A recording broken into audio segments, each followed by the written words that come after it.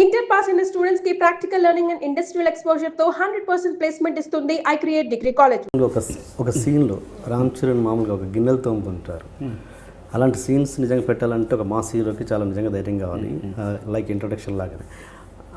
అలాంటి వాటిని ఎలా ఒప్పించారు అసలు? అంటే మామూలుగా అయితే ప్రేక్షకుల కంటే ముందు డైరెక్టర్లు హీరోలు అంటుంటారు ఇలాంటి వాటిని ప్రేక్షకులు రిసీవ్ చేసుకోరని. ఈ విషయంలో ఎలా ధైర్యం చేశారు? గిన్నెలు తోమించడం అంటే అది మామూలు గట్స్ కాదు నిజానికి. అంటే అంత కష్టపడ్డాడు, అంటే అహర్నిశలు కష్టపడడం ఉంటుంది సార్. ప్రతి విషయాన్ని అంటే ప్రతిదీ తను చేశాడు. అంటే అంత డౌన్ టు ఎర్త్లో ఉన్నాడు. అంటే క్యారెక్టర్ మట్టిలో అంటే మట్టికి చేరువుగా ఉంచడం అనమాట క్యారెక్టర్ని చేయించడం. గొప్ప విషయం అంటే అసలు చాలా ప్రాక్టీస్ ఉన్నట్టు, ఇంట్లో రోజు తోముతున్నట్టు. అందరూ కూడా ఎంత అంటే షాక్ అయిపోయాము ఇలా చేసుకుంటూ. సింపుల్గా చిరంజీవి అడిగారు, నువ్వు చేసి చూపించుంటావు అందుకే చేశాడు. అబ్బా నేను సరే మోడెస్టీ కాదు, నేను చేసి చూపించడం అనేది కాదు.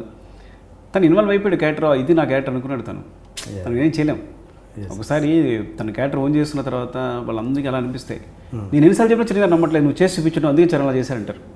సార్ నేను అసలు చేయలేదు సార్, తను కూర్చొని షార్ట్ చేసేసి జస్ట్ అసలు వంట వండడం కూడా చాలా ప్రాక్టీస్ ఉన్నట్టు చేస్తున్నాడు. సో ఒకసారి క్యారెక్టర్ ఓన్ చేసుకున్న తర్వాత మేబీ అంటే తనకి అలాంటి విషయాలు పాత్ర కడగడంలో ఎలాంటి అనుభవం ఉండకపోవచ్చు. కానీ మేబీ అది ఫీలింగో లేకపోతే ఎక్కడైనా చూసుండమో లేదా ఎక్కడైనా మైండ్లో ప్రింట్ అయిపోవడమో ఇటు సహజంగా వచ్చేసింది. అంత సహజంగా కుదిరాయి, తనే నిజంగా కడుగుతున్నట్టు అంత సహజంగా కుదిరాయింది. నాకు తెలిసి రామ్ చరణ్ ఇన్ని సినిమాలలో ఎప్పుడు కూడా ఇంతగా రియాక్ట్ అయ్యి ఉండకపోవచ్చు. బహుశా ఆ సక్సెస్ని ఎంజాయ్ చేయడంలో కావచ్చు, ఆ పాత్ర విషయంలో కావచ్చు. ఎలాంటి ఎమోషన్ని పంచుకున్నారు మీతో ఆఫ్టర్ దిస్ సక్సెస్? ఇంకా తను అంటే ఇంకా అది చెప్పలేను. బయటకు రాగానే ఆ రోజు కలిసినప్పుడు ఇంకా అది మాటల్లో చెప్పలేను అనమాట. తను నన్ను చూసిన విధానం కానీ, పట్టుకోవడం కానీ, అంటే హక్ చేసుకోవడం కానీ ఇంకేం ఎక్స్ప్రెస్ చేయలేకపోయాడు. I think is very happy. అంటే ఏదో ఒక ప్రత్యేకమైన అనుబంధం ఏర్పడింది ఇద్దరి మధ్య తెలియకుండానే ఈ సినిమా వల్ల. Okay okay. ఏంటి నెక్స్ట్ చిరంజీవి గారితో తీస్తున్నారా? నేను అది రిమోట్సా లేదా నిజంగా మీరా? లేదండి, సైడ్ అయ్యేసరికి చాలా టైం పడుతుంది కదా. అదే సైడ్ తర్వాత చాలా టైం పడుతుంది. అంటే ఇప్పటికైతే అలాంటి ప్రపోజల్ అలాంటిది ఏమీ లేదు. బికాజ్ నేను ఆయన అంటే చాలా ఇష్టం నాకు. అలాంటి అవకాశం మాత్రం వదులుకోను కంపల్సరీ. అండ్ హీరోని చెవిటివాడిగానే పెట్టడానికి ఏదైనా రీజన్ ఉందా? వేరే అదర్ పెట్టకుండా చెవిటివాడిగానే పెట్టుకోవాలని కథపరంగా ఇంకా ఏదన్నా అనుకున్నారా ముందు? చెవిటివాడు కాకుండా ఇంకేదన్నా అంటే ఒకటి ఇలా పెట్టడం వల్ల నేను ఒకటి అనుకున్నాను ఏంటంటే, ఫస్ట్ ఆఫ్ ఆల్ ఊళ్ళో డిజబిలిటీ క్యారెక్టర్స్ చూస్తుంటాం అంటాం. అంటే డిజబిలిటీ క్యారెక్టర్తో కథ చెప్పినప్పుడు అది చాలా అంటే వాడి స్ట్రెంగ్త్ చాలా కనిపిస్తుంది. వాళ్ళు చాలా స్ట్రాంగ్గా ఉంటారు.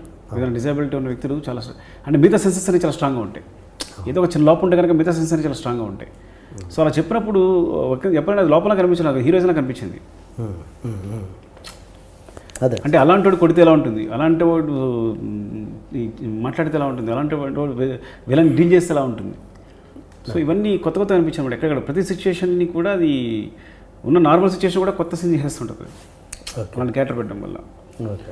సో అది అప్పుడు కథ మామూలుగానే ఉన్నా కానీ దాన్ని బట్టి కథలో అక్కడ అడాప్ట్ చేస్తుంటారు అనమాట దాన్ని క్యారెక్టర్ని.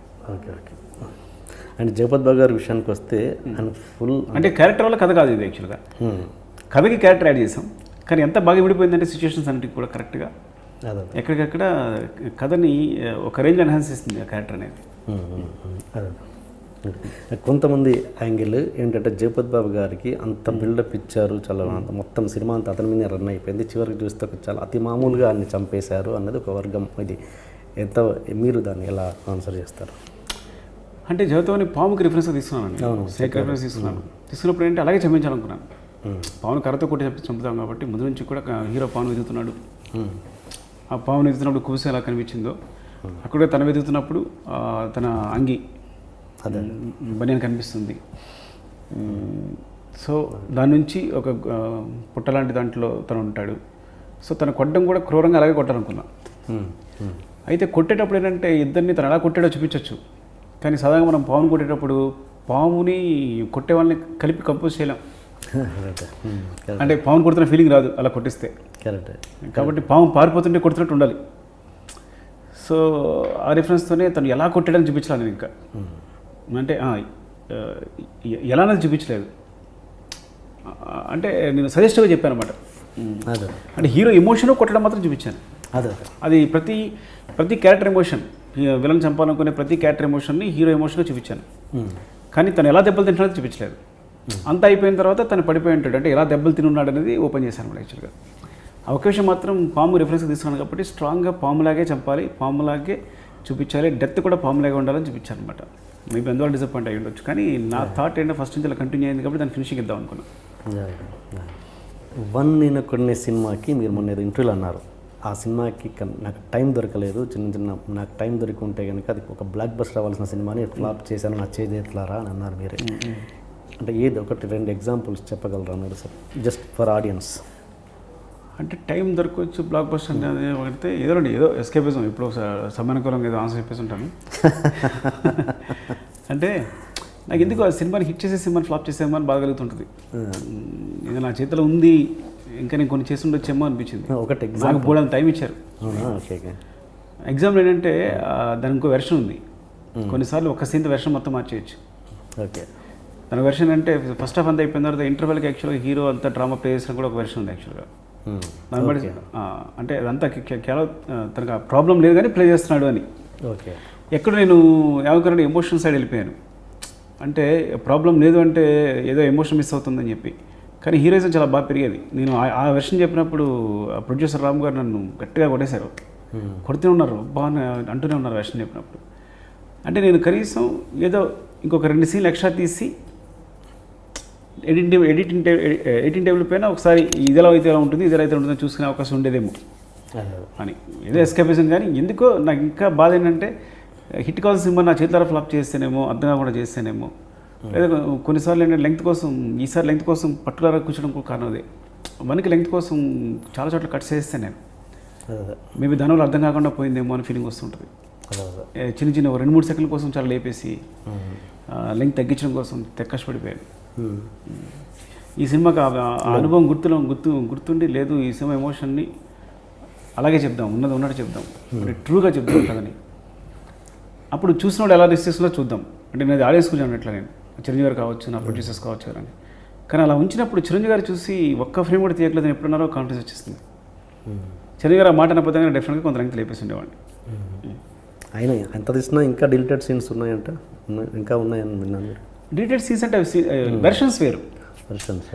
ఒక 2-3 సీన్స్ తీసాను నేను, తీసి ఆ వెర్షన్ వేరు, అవి తీసేస్తే ఈ వెర్షన్ వేరు. అట్లా అంత కామెడీ ఉంటుంది అందులో. ఆ కామెడీ తీసేసి మళ్ళీ ఆ సీన్ బిగినింగ్లు ఎండింగ్లు తీసి కనెక్ట్ చేశాను అనమాట యాక్చువల్గా. సో 2 వెర్షన్స్ నా దగ్గర ఉన్నాయి. ఒకటి ఫుల్ సెకండ్ హాఫ్లో ఎంటర్టైన్ చేస్తూ ఉండే ఒక వెర్షన్ ఉంది, అట్ ద సేమ్ టైం ఎమోషనల్గా కంటిన్యూస్గా కథే చెప్పే ఒక వెర్షన్ ఉంది. నేను కథ ట్రూగా చెప్దామని ముందు ఒక వెర్షన్ కట్ చేసేసి ఇదే అనుకుని అందరికీ, వాళ్ళందరికీ ఎవరికి కూడా తెలియదు ఇంకో వెర్షన్ అట్టు కూడా సరిగా. సో ఇదే చూపించాను అనమాట.